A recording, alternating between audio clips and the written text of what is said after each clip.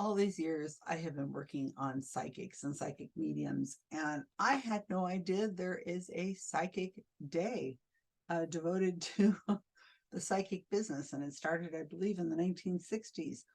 August 6th, this Sunday coming up. Well, unless you're watching this later, it was last Sunday. Or if you're watching this way far in the future, I have no idea. I'm not psychic.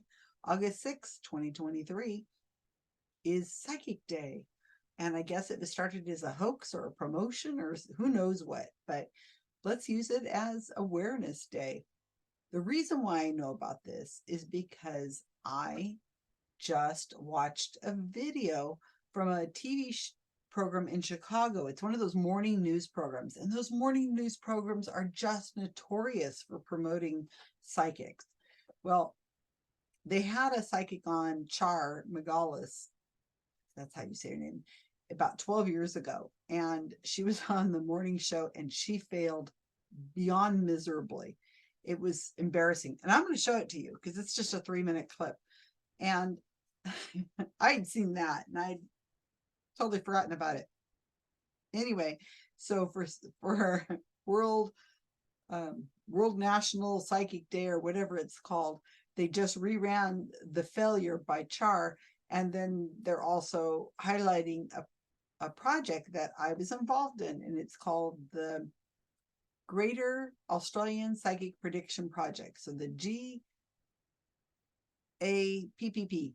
And I'm going to be interviewing the person in charge of that pretty soon on this channel, or maybe I've already done it, and you can find the video here on our channel. It's Richard Saunders. And the GAPPP was a fantastic achievement. It spent 21 years for Richard Saunders to gather over 3,000 psychic predictions made by Australian skeptics. Oh, I'm sorry, psychics. And then he had a group together and they evaluated it. It took him 21 years.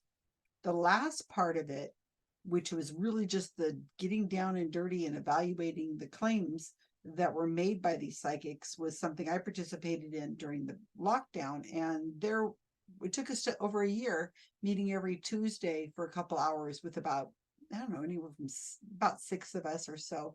We put in so many human hours to get this right. And this guy on this news program just popped up with it. So I'm so excited because it's pretty exciting for us, but I will show you because you're gonna crack up. You're gonna crack up. Okay, hang on there. Okay, I got the video all queued up for you and everything. So what I want you to pay attention to is there's this news host. His name is Larry. I don't know him.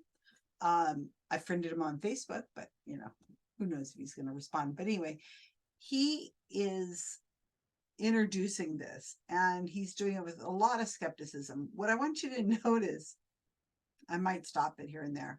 What I really want you to notice is how, as a skeptic, he is treated by the other woman who's on the co-host, and how the psychic reacts to it. Char, she's furious at him, and you can just look at her mouth and she just looks all mad and everything, and she says, you're rude and that kind of thing. At least I think it's in this clip. If it's not in this clip, it's in the clip that was 12 years ago. I'll see if I can find it if it's not in this one. And she's mad. And the woman, now this is a natural thing for a lot of women. I have a really hard time with it myself, trying to be aggressive and rude, and I'm always trying to find it. Oh no, that's okay, trying to make peace. And that's what the woman on this at the table with Larry does, whereas Larry's just like, let's just let her have it. She's an adult. She's coming on the show and making claims. I'm going to tell her. And it's so awkward to watch. And I want you to think about that, because this is part of the problem with women are the victims most of the time of these grief vampires, because we're unlikely to, we're conditioned to keep our mouth shut, to make peace, to not rock the boat. And I know I was in customer service for 34 years, and it is really hard for me to, you know, to do, to break out of that. I'm always looking at, okay, let's find the solution and let's move on. It's hard for me. It really is. I mean, you might not believe that, but it really is hard for me to do that kind of thing. And so pay attention to that, how he's treated by the other host, the female host on the show, and how he looks, just very aggressive and kind of uncomfortable with the whole thing. So pay attention to that. And then I don't know if I'm going to interrupt or not. The segment is 2 minutes, 1 second. So, it's quick. Let's go check it out. All right. So, isn't that great? That is just great. I love it. He ripped her, and she deserved it. She absolutely deserved it. She came onto this show and she's making this grandiose plans. Well, they promote her book. They show her book at the beginning of the segment, at the end of the segment. They, bring her on. I mean, why? Why would you do that? Just so silly. But on this segment right now, they're not showing the book. So maybe he's understood that that's probably not a really good thing to be able to do. But do you see how the women on the show are like, Larry's just being Larry, he just is such a skeptic. Like, that's a bad thing. No, it's not a bad thing. He's the right thing. That woman, Char, she should have put up or shut up. She has no business doing anything of the sort. Mary? Seriously? That is like, that's the lamest thing. Does your daughter have a boyfriend? Well, she's 6. Well, Char tries to, in the longer segment that was 12 years ago, she tries to say, oh, well, when I was 5, I had a boyfriend.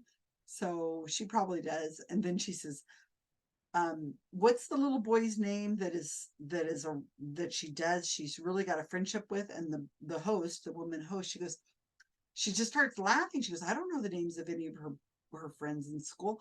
It's like, really, Char? Are you communicating with the dead? And and somebody's going to tell you about how they're watching this lady's 6-year-old little girl in school. And oh, it's crazy. Okay, so let me show you something else real quick. I'm going to show you from the longer one because there's some really good stuff in this. Know the names of people deceased and living, grandparents, parents. Okay, I see an M or J person. Do you have somebody, family, that is a J or an M? Don't. Yes, you do. Duh. Duh. Oh, yeah. Okay, Is it a J or M? M. Is it a male or female M? I don't know. Female. Is it spelled M? Isn't that great? That's classic. I mean, Mary and Marie. And she could see from her body language, you could see her start to, like, the host is trying to hold it in when she says the M, and she goes, M-A, and she's like, you could see her muscles start to, like, yeah, you're on the right track. I mean, Marie, Mary, those are like super common. This is just such a bad cold reading. And whenever she throws it out, do you have a J or an M? And she's like, living or past, male or female, in your family, anywhere. And then she's like, I don't think so. And then Char's like, come on, duh, of course you do.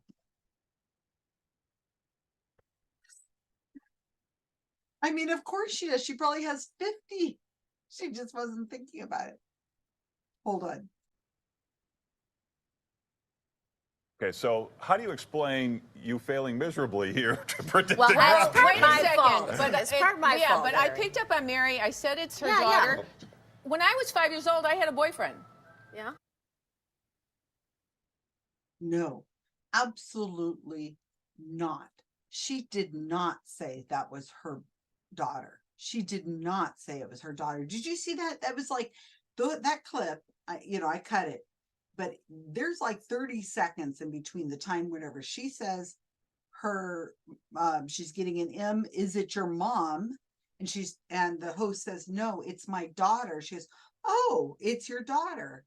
And then now she says, like 30 seconds later, and she says, Oh, I got you. I knew Mary was your daughter. Come on. Come on.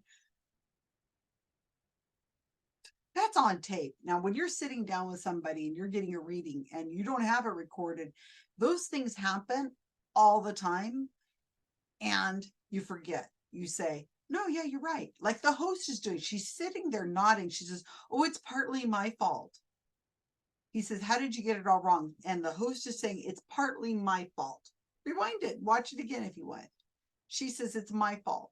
And then when Char says, I knew your daughter's name, her daughter's name was Mary, the host is going, yeah, you did. No, she didn't.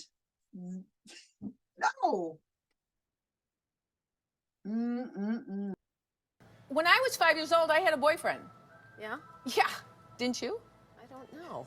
So, Well, you didn't say Mary. You said an M or a J. I mean, Yeah, but- I got an M and a J in my family. You got an M and a J in your Isn't family? Mary the most common girl name? He's also? not open to experience. you know what? We're He's skeptical. very closed-minded. What do you say to people Right. that are closed-minded? They think well, you're allowed to be closed-minded.